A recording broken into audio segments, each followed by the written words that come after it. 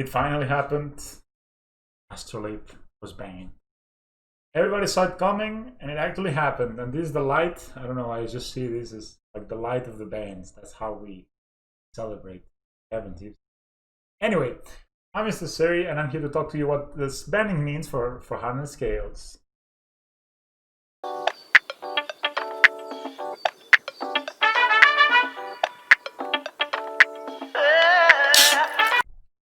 Hello, so basically, as Wizard has announced today, Astrolabe is banned in Modern. There's a lot of other changes in other formats, but we don't care so much about those.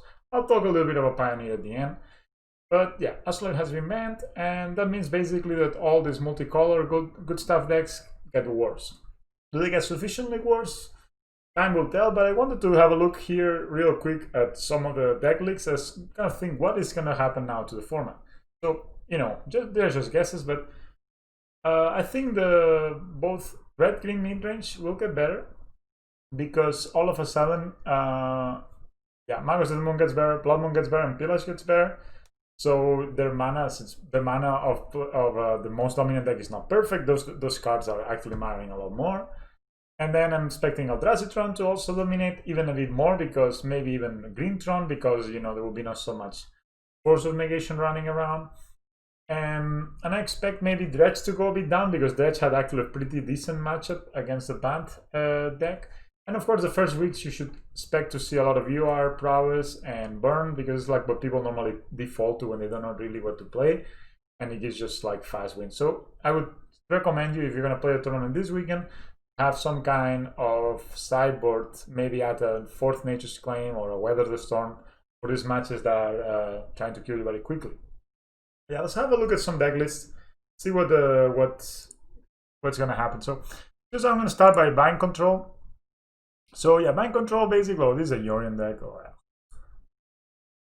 is this still a Yorion deck? Oh my god. Goldfish, please. Anyway, this is a Yorion deck. I think the Yorion deck is pretty dead as well. Yorion without Astrolabe means that one of the best targets to bounce doesn't exist anymore. It is really good. But basically what happens now? So, I mean, I would really like to see one that they had. Okay, so let's see. Let's look at this deck. So now you're asking this deck to be able to cast turn 1 or 2, Path to Exile. Turn 2, Icewind Coddle. Normally they like to play a path on turn 2. And you also want to be casting Cryptic Command, Armage's Charm, returning Udo, and on top of that doing Supreme Verdict. That's a tall order. That's a tall order.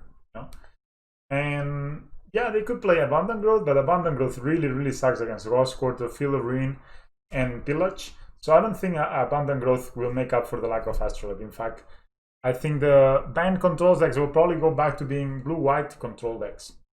I hope. It could be that Udo is just busted enough that it's okay to just play it, and even though you cannot record it turn 4, turn 5, you just record it turn 7 and it's fine. But the cost of adding a green source means that you see there are like 7 basics here, 8 basics, 2 Mystic Centaurs. They cannot have so many basics. If you play a Forest turn 1 or a Plains turn 1, and then you want to play an Icewind Coddle, or basically playing a Plains turn 1 means that you cannot return on turn 4 regardless. And they cannot play 4 Field of Ruin also, so it will make them worse to like the big mana deck. So in general, this deck will just get either less consistent, which is good. It's like the big problem with Banned Snowblade was Banned Control was the consistency, and I'm pretty sure that most likely they will go back to the Stormforge Mystic version, maybe playing Spell Queller, trying to be more like a tempo deck, because this deck really plays well as a tempo deck. And I said many times, I think it's more like a mid-range deck than a true control deck.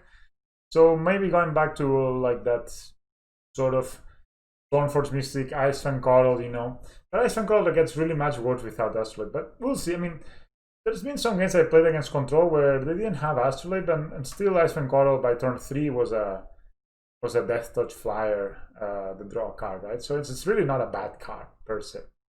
But yeah, this will going to happen with Banned Snowblade. I think, for example, some of the big decks coming forward, real mid-range, we need to be prepared for this. And guess what? I think we are. I think we're one of the best decks against this deck. Even though they have some hate on the side, they have Pillage, they have Cindervines, they have Collector Roof. I mean, I generally tend to beat them pretty badly. Like, their threats, they're not, basically the main removal is damage-based, and we are actually very good against damage-based removal. and they tend to tap out a lot, so they open themselves up a lot to like emote kills, and they have 0 flyers, basically. Only Glorybringer, and if Glorybringer is staying back to block, I mean, you probably won already.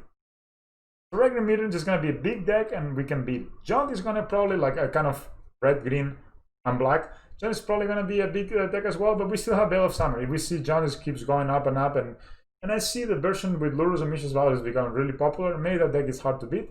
We can just up the amount of Veil of Summers we play, and yeah, that would be good for us. So the other deck I expect big raise on is Amulet Titan. Amulet Titan was being held down by basically Bind Control playing 2 to 3 to sometimes 4 Ether Gods. That really slowed down the Titan decks. So basically when they were casting the Titan, they were getting the Titan Ether casted on top of the deck. And that basically, you know, if they had Summoners back, then they couldn't cast it the next turn. It was just a mess. Yeah, so I expected Amulet Titan to make a comeback if Band Snowblade goes down, and Amulet Titan is not a great matchup, so we gotta be prepared for that. I'm already prepared for that. I generally played 2 Torpor Orbs, 3 Nature's Claims, and Damping Spheres, and I think that's almost will be kind of the norm. Also because Torpor Orb is great that once another of the big players of the format coming forward is just gonna be Goblins. Goblins, super strong deck. Is like basically people want Splinter 2 to be unbanned, but they just gave them a new Splinter Twin that's also a tribal deck, and that's also has potential to play a fair game, right? So fantastic deck, Goblins. I don't think it will be maybe the dominant force, because actually Goblins was pretty good against Band Snowblade just because they had this combo built in that sometimes they had trouble interacting with. But it's true that this, you know, 2-card combos are really strong, and you know, if people stop playing Path to Exile, if people play less removal, then decks that can basically thrive when there's no removal, like Goblins, will get better, and there will be more of them. But I think we also prepare for it. We have Ballista, we have Dismember, we have Torpor, right? So I think we're pretty prepared against Goblins as well. Giant, as I say, I mean, Giant is becoming harder and harder to build recently, because they've been doing this, and this specific deals I got here. Oh yeah, they do. Mishra's Bubble, and then they play Lures of the Dream Dem in the main deck, and this combination really does a lot for them. It powers up some big Tarmogoyfs, and on top of that, Lures is like the perfect thread, right? It generates value and does damage, you know, and it's kind of a great mixture of like something like Liliana of the Veil and Tarmogoyf. Because normally, Giant had this thing where they had a lot of disruption and some threat, and sometimes they would not find a threat, and sometimes they would not find the disruption.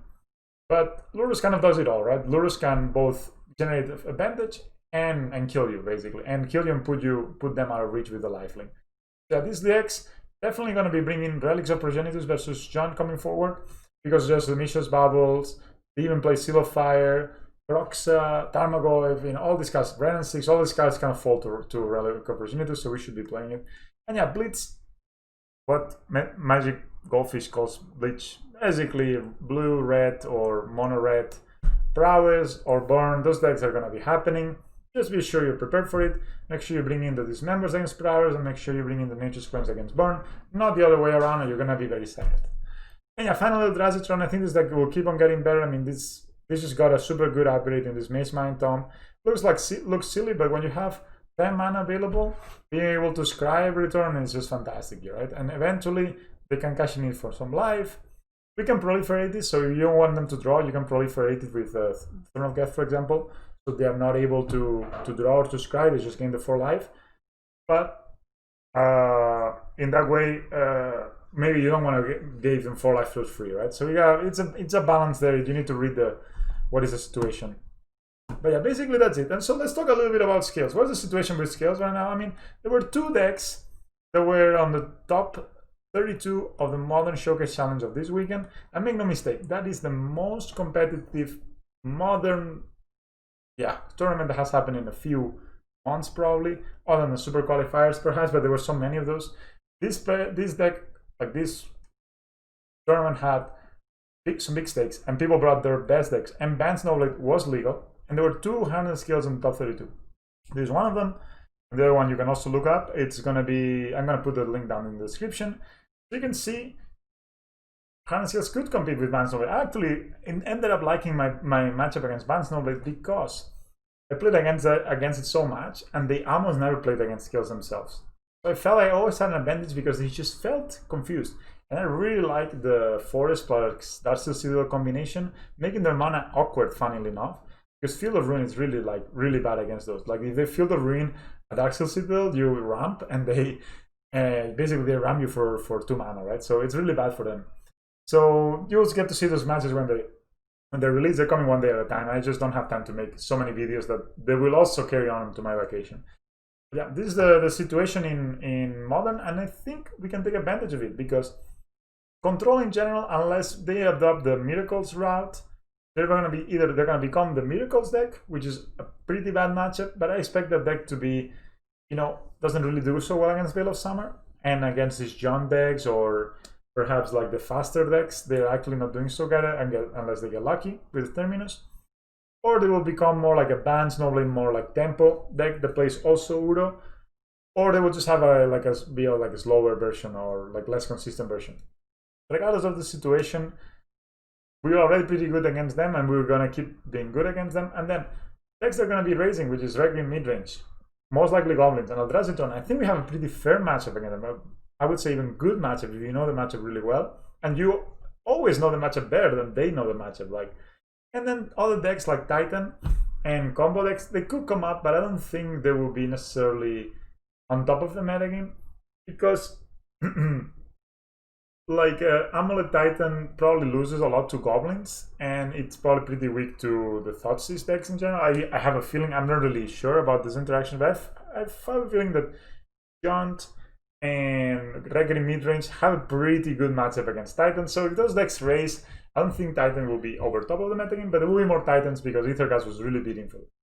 And yeah, but Hardened Scales can beat all of those decks. I don't feel particularly there's the worst of the matchups that we can face, they're not at the top of the metagame, I think, right now, and they will not be after this banning.